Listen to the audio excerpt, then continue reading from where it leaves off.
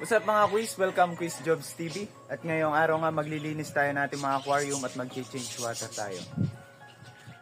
Kung mapapansin nyo, marami ng mga dumi na nasa ilalim ng ating mga aquarium.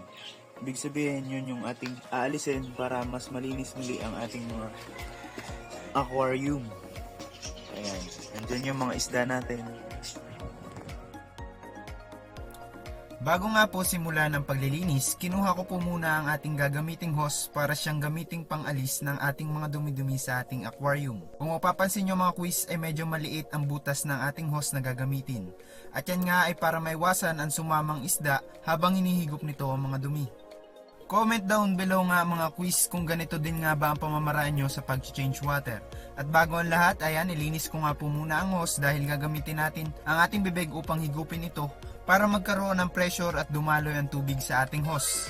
Mapapansin nyo nga din mga quiz na may kawayan tayong nilagay sa hose at ang purpose nito ay para magalaw natin ang hose sa direksyon kung saan may dumi. Dito nga mga quiz ay kahit 30% or 50% nga lang ng tubig ang dapat malis upang mapanatili pa din natin ang temperatura at hindi ma-water shock ang mga isda sa muling pagpapalit natin ng tubig. Paglipat nga nito ay tatakluban nyo lamang ang dulong butas ng hose at hihigop na muli yan.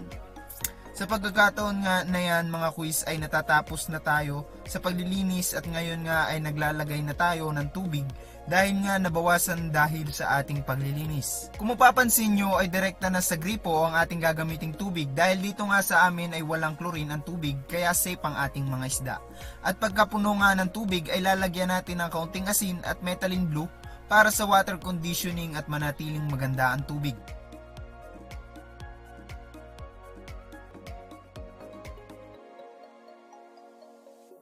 Ayan, napakalinis at maganda na uli pagmasdan at tignan ng ating mga isda.